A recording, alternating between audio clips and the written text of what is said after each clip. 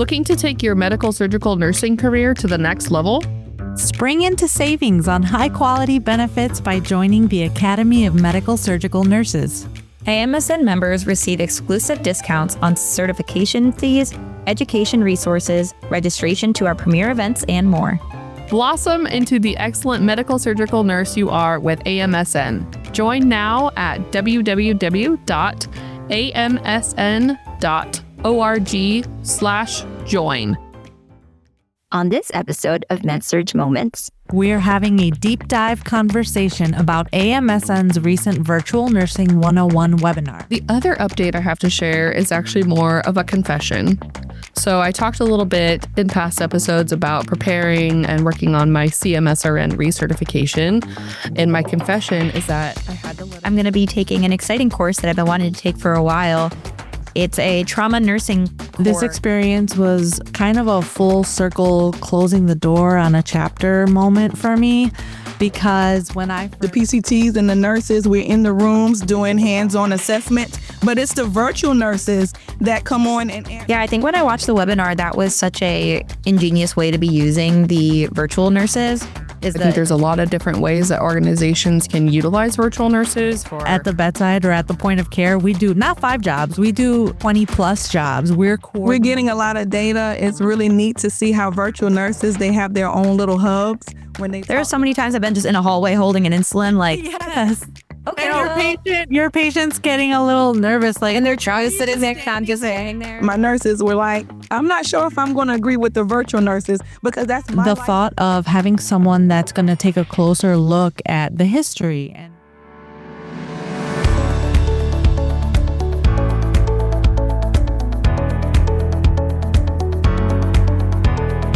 this is Mary Tess, Sam, Eric, Marcella, Kellye, and Sydney. Welcome to Med-Surg Moments, the AMSN podcast.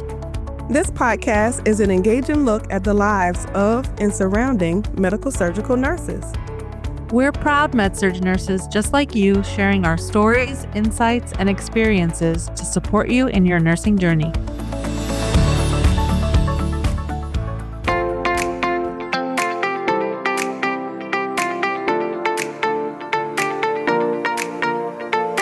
In this special After the Webinar episode, we're having a deep dive conversation about AMSN's recent Virtual Nursing 101 webinar. But before we get started, how about some personal updates? Sam, why don't you get us started? thank you so much. I've been missing you guys. I know I missed out on the last few episodes, but since I have been away, Theo had his first birthday. So that has been such a journey that I've loved being able to share with my little personal updates. So we had a great March Madness themed birthday for him. So cute. It's so cute. Very basketball themed, and it was perfect. Our team didn't quite make it through till that day. They lost the day before. But that's all right. It was still really fun to get to celebrate Theo's first birthday. The other update I have to share is actually more of a confession. So I talked a little bit in past episodes about preparing and working on my CMSRN recertification. And my confession is that I had to let it expire because I didn't have enough contact hours. So I was only expired for about 1 month, so I didn't even take it off my email signature or anything because I was too embarrassed. But I got it done. We got them all uploaded in there, and I'm set for the next 5 years and definitely prepared for my next research in 2030. And I will be more prepared that time. Kellye, what has been going on with you? A few personal updates. With my church, I did graduate my new members class. So that's very, very important to me, and I'm very excited about that. That's where we had a couple sessions, understanding the pastor and getting to know the first lady. So excited about that. Professionally, I have been tasked to join as like a workforce regarding our new project with documentation reduction initiatives, where we work on a team with some Epic informatics, nurse informatics to change the flow sheet of Epic. So that has been very excited to be in a room with several people at my hospital organization all at one time to represent and to basically change how we document and to lessen the amount of clicks that we use to document our nurses' notes and tasks and things like that in order sets. So excited about that. And that's kind of it. I'm going to vend my first event at the church. I'm going to be a vendor talking about stroke education. So that's to come. And that's it with me. What about you, Sydney? What's new with you? That's awesome. Those are great updates. And I feel like that's going to roll really well into the virtual webinar topic today, decreasing the documentation burden. My personal update, I'm going to be taking an exciting course that I've been wanting to take for a while. It's a trauma nursing core course. It's through the Emergency Nurses Association. And even though I'm not an emergency nurse, I'm a Med-Surg nurse. For the Navy, they require all of us to take this course. So I've had the opportunity in a while, but my staff education department is offering it at the end of the month, and I'm going to take it. It's a 2-day course, and we learn all kinds of life-saving trauma skills that relate to nursing. So I'm really excited to share with you guys more about that after I take that course. Marcella, what's going on with you? So I had mentioned that this summer we're going to be taking part in a yard sale, a whole neighborhood yard sale. The excitement is getting out of hand. My mom messaged me, my brother messaged me. They're like, "You're doing this, right? What day is it? Can we bring stuff too?" I think my house is going to become like a giant flea market. In front of my house is going to become a flea market sized yard sale with all my family members joining in. They do encourage that, but my house is getting crazy because we're also making piles in the corners of each room. So my house is becoming a secondhand too, where we're sorting everything that we're going to be selling.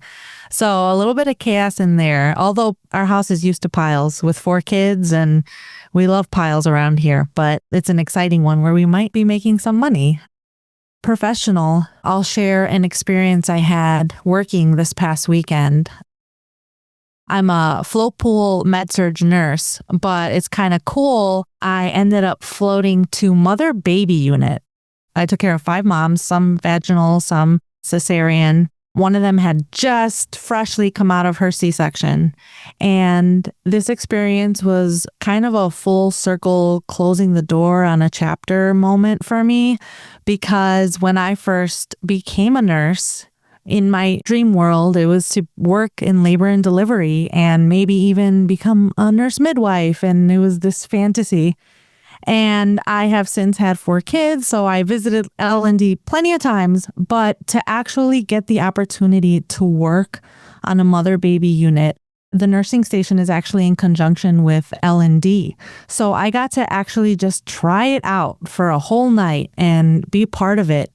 And I still love it. It makes me emotional. It makes me think about my kids.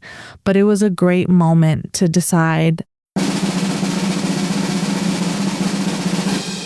I don't want to do this. It was always a one-day kind of thing. Do I want to do this one day? And it was a lovely, peaceful night. I gave everyone Tylenol and ibuprofen, and everyone was stable, thank goodness. And I loved that I was able to teach a fellow mom who was only Spanish speaking, and I just happened to get floated there and be Spanish speaking. And it was a huge impact on that mom. But for me, it was a huge impact on saying, I love Med-Surg nursing. And as a float pool nurse, I got to dabble in that. But I love Med-Surg and I don't want to go to mother baby. And that's a big deal for me because it was always just in the back of my mind. Will I do this? Will I transition? And I'm really, really happy to say that Med-Surg really is the specialty that I'm choosing. And it was a nice night. It was a very reflective night for me. And I'm very happy to share that update.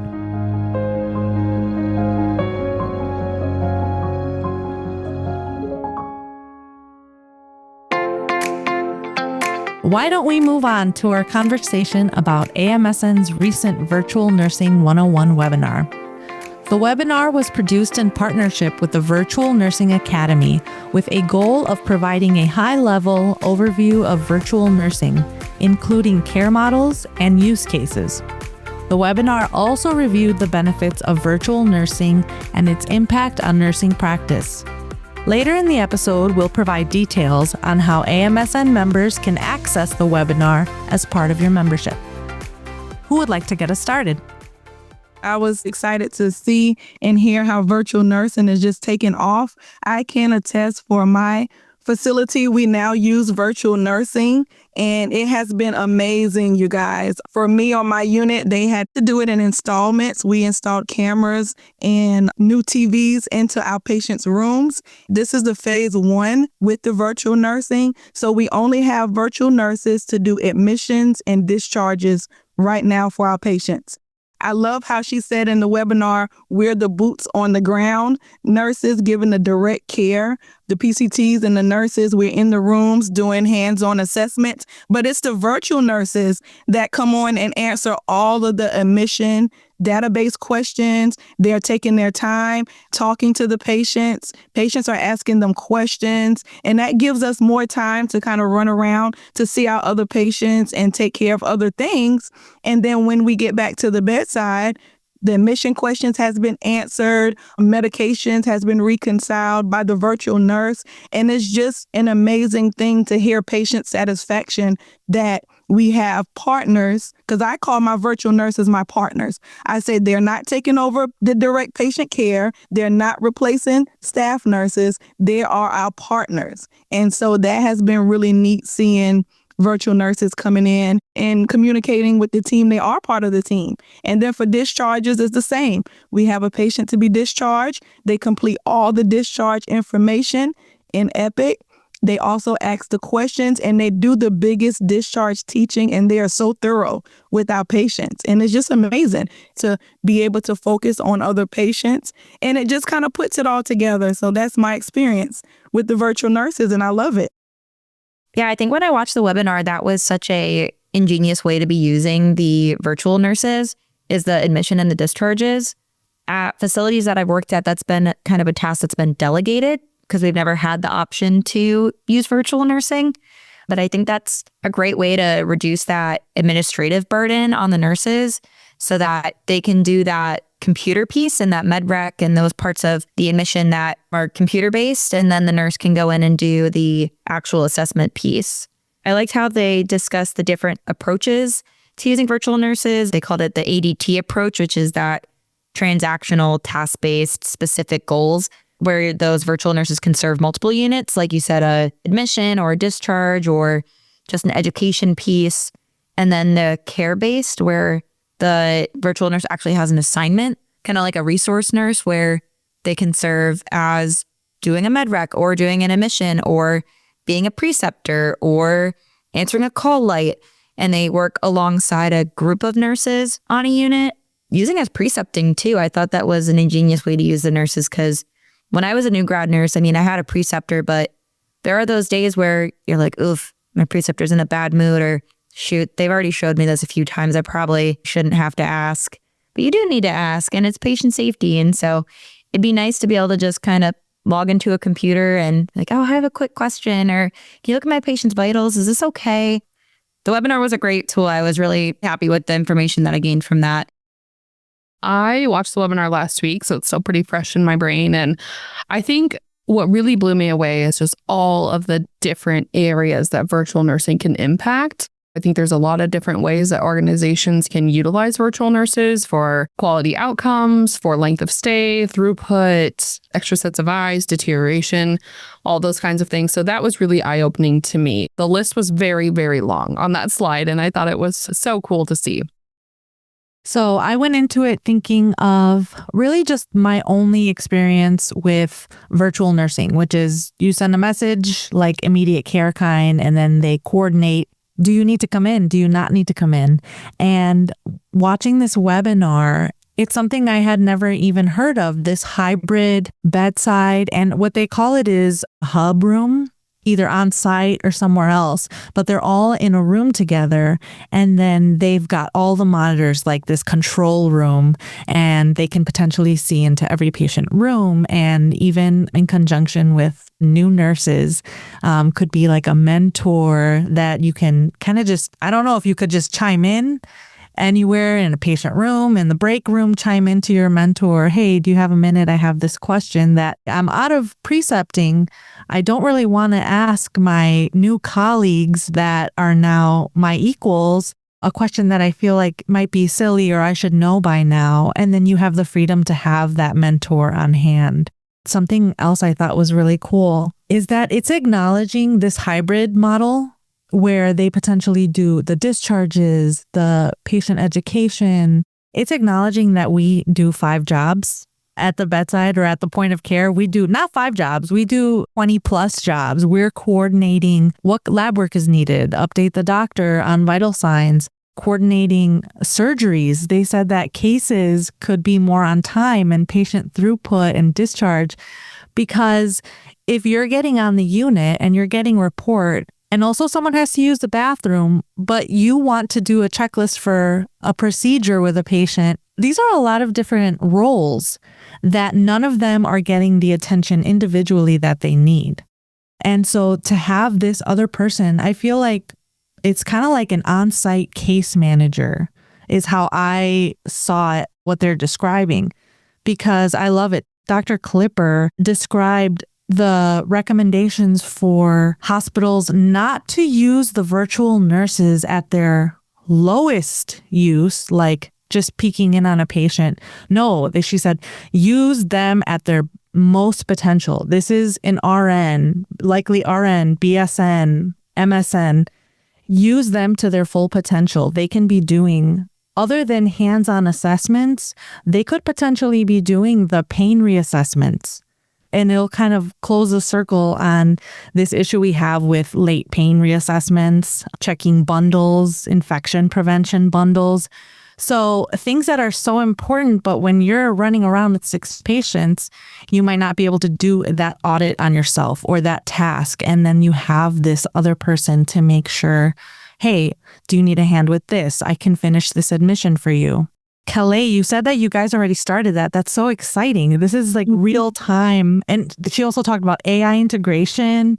Right. It's so exciting. I liked how she said, you can either go with the virtual nurse just does discharges and admissions. You can start with things like that. But I liked the one where she described, she said probably more down the line, where you're more partners with the nurses on the ground, where you can say, okay, today this nurse needs these things from me, but this nurse actually needs something completely different. This nurse is okay with doing the discharge. What she actually needs from me is going over some of her new hire things and just tailoring it to each nurse versus just, I only do discharges and admissions. Because actually on the unit, a lot of places now on day shift, I'm noticing they have different names for it, but a nurse that does all the discharges and kind of reviews discharge coordination, transportation.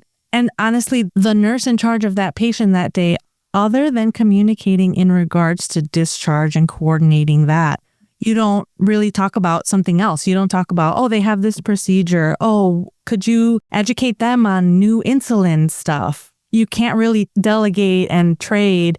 And so I really like the partner model that hopefully down the line they can do, where it's really whatever you need and you guys kind of trade off and work as partners. The last thing that I think is so exciting, and this is actually very relevant to Eric, who had to take a year off of work. This will bring back all these genius nurses who just can't lift patients anymore. Yep. Exactly. You have so much experienced nurses that are so smart and they're such a resource and they're not on the unit anymore. And now we're all new nurses running around teaching each other.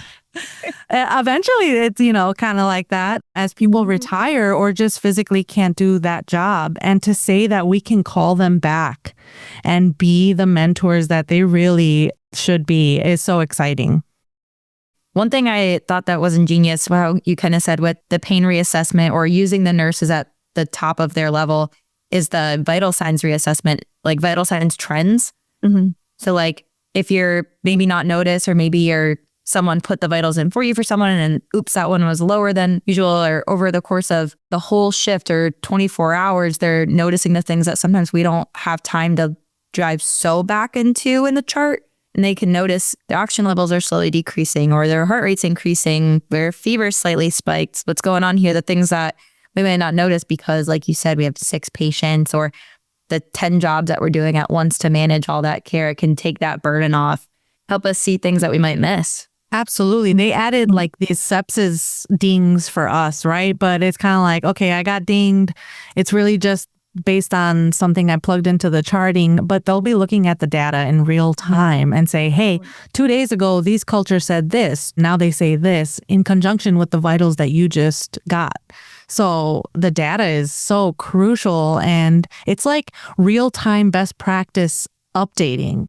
She mentioned one thing. She said, in regards to the benchmarks of how much time should this virtual nurse be spending on discharge, like to tell the hospitals, okay, you have this new employee, whether you outsource them or they're your own employees.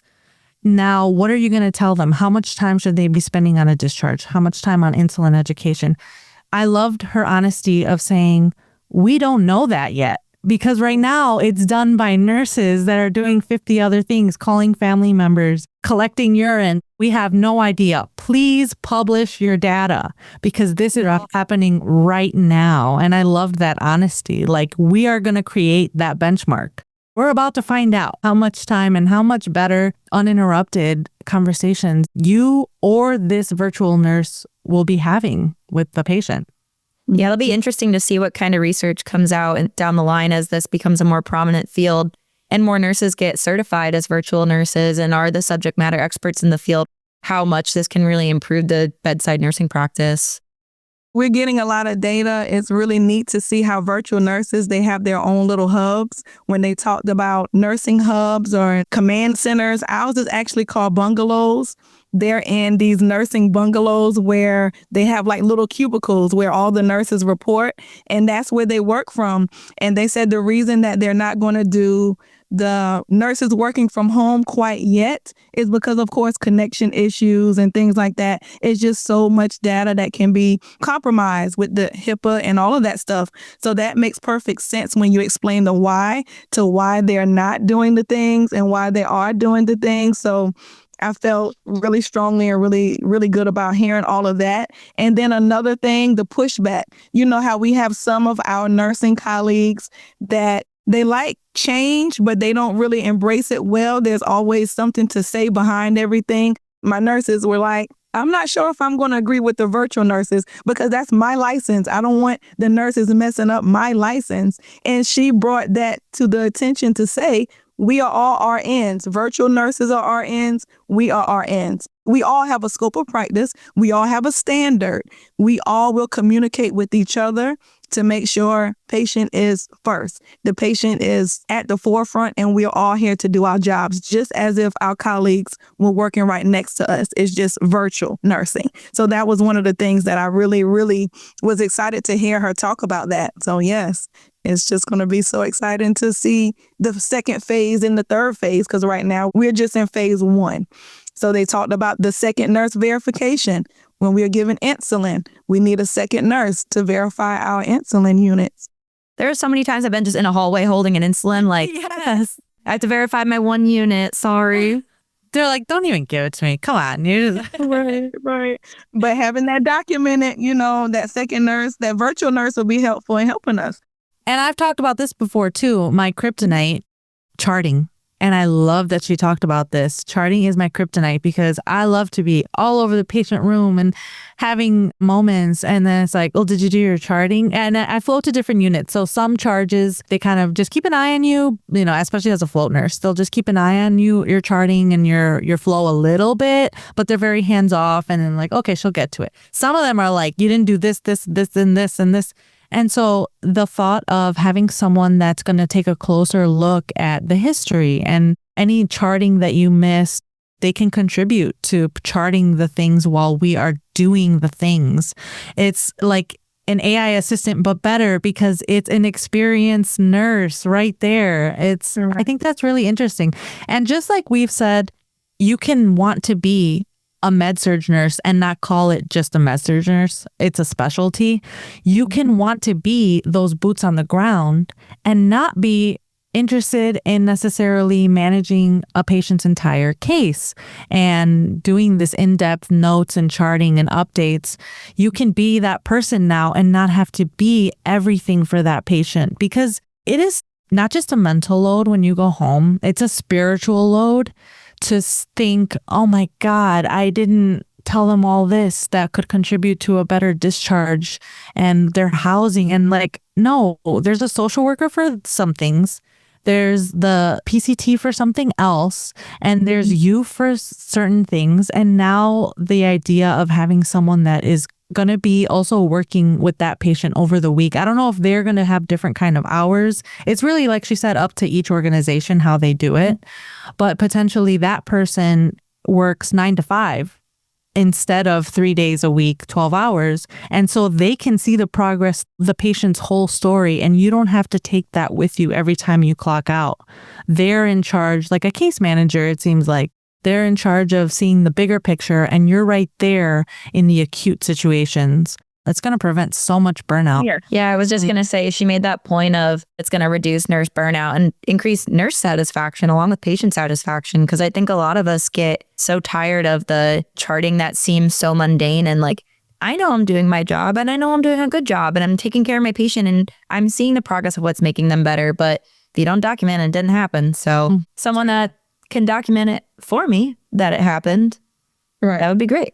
We do have to remember that this is in an ideal world too. Some of the stuff she's saying, you know, like she said, budgets are a huge factor. So turning one job into 4 jobs, potentially 1 nurse into 4 nurses, even though it's what's best for the patient, it's what's best for healthcare.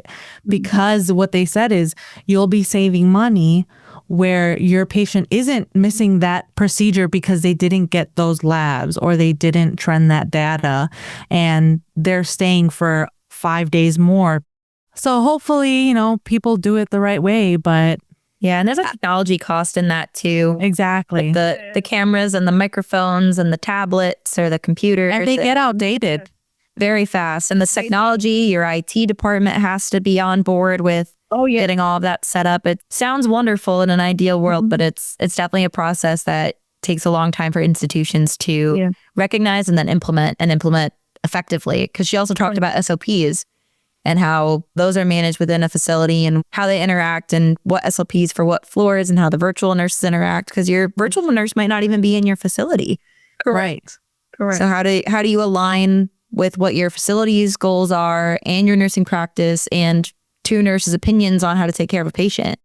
The other freaky thing she said, potentially even keywords, or what are they, like signal words that eventually a monitor and AI can catch, like, this is an emergency situation. Safe words and or getting aggressive. But it's a little freaky too. Just like when they brought the cameras in during COVID, like, okay, that's a lot of monitoring to the nth degree. So we got to pull, you know, the balance, good and bad. What are the pros and cons? But it's overall exciting. It is. It is. My keyword is going to be there's pizza in the break room. And then it's going to go up. That was so funny because then the security guards are actually just getting a lot of pizza. Like, so yeah, what she described for the listeners that maybe didn't watch the webinar yet, because you are going to watch the webinar. She mentioned that one of the key words was birthday cake in the break room or something like that. And then security knows that means we got to get up there right away. And sometimes it's really actually going to be birthday cake in the break room, and they're just going to be eating way too much birthday cake. And no emergent situations are going to happen. Well, believe it or not, we're just about out of time. But before we close, let's go around and have each of you share your biggest takeaway from this conversation and the webinar. The biggest takeaway from the webinar to me is just making sure we communicate with our patients what's going on. And even though virtual nurses are here to help us with our patient care, we still have to understand that it's a big deal when it comes to technology, processes, and people, bringing all these parts together in nursing. It takes time, and we just have to embrace it while it's happening and still communicate amongst ourselves, our patients, and our leaders on how to better make these changes and communicate what is going wrong and what is going right, so the proper people can make the adjustments for us to make this all better. I think my biggest takeaway from this conversation is just how new and exciting virtual nursing is. And I really, really love that AMSN spearheaded the virtual nurse certification. They're really taking the lead in that way. And I'm super excited to watch and see where virtual nursing goes and hopefully see how the organization I work at or a future place I work at someday can use it and really harness this technology and improve our patient care. I would say my biggest takeaway is that virtual nursing is going to be an exciting nursing specialty that offers a variety of advancements to our field. There's going to be so many new avenues and so many different ways that facilities explore this option. And if it's something that people are interested in, go watch the webinar for sure. It was a great tool to learn about all the different ways. There's ways that I've never even thought of to use virtual nurses that she explored in the webinars. Or if it's something that you're thinking would be beneficial for your facility, you can bring it to your administrators to watch. It's an exciting new adventure for nursing. I'm excited that we'll be bringing back nurses that think that they have no place in the point of care at the bedside anymore. And they absolutely do. And that's so exciting looking in the future for myself, too. We're going to be some of the pioneers, us. Kellye, you're already there. You guys already have that incorporated on your unit. That's so exciting. We're going to be part of this in the future. And it kind of tells me that we're not going anywhere. Little ladies will be right there. We're always going to be in the thick of it. And that's really exciting. And I will say too about the webinar, I loved it because I've only done a couple with AMSN and I always get the emails, and I'm so glad that we watched it for this episode because I was cooking dinner and listening to it. And not only did it make me sound really smart to my teenager and my husband, like, whoa, those are some complicated concepts she's talking about. If you don't have time to read, like, the journal, I'm really excited about it and I'm going to make time for it. But on days when you don't have time for something like that, throwing on the webinar and listening to that is really nice. It worked for me. Sometimes reading makes me fall asleep. So it really kept me awake and made me feel really updated on what's happening right now in our field. And to our listeners, if you're an AMSN member and would like to watch the virtual nursing webinar for yourself and look like a genius to your family, it's free as part of your AMSN membership. You can find the link in our episode show notes. If you're not a member of AMSN, what are you waiting for? Join today at amsn.org/join. Thanks for joining us. We'll see you next time. We look forward to connecting with you on the next episode of Med-Surg Moments, the AMSN podcast. In the meantime, we encourage you to subscribe to Med-Surg Moments wherever you listen to podcasts. To reach us, use hashtag Med-Surg Moments on your social posts. Or send us an email at amsnpod@amsn.org. That's AMSNPOD@amsn.org. We are all AMSN members, and if you love Med-Surg Moments, we invite you to become a member of AMSN. You can learn more at www.amsn.org. Finally, the content within the Med-Surg Moments podcast represent the views, thoughts, and opinions of the co-hosts and may not necessarily reflect the views, thoughts, and opinions of the Academy of Medical Surgical Nurses. Until next time, this is Eric, Mary Tess, Sam, Kellye, Marcella. And Sydney. And always remember, Med-Surg Moments is a moment in our lives and a moment in our Med-Surg careers that makes a huge difference.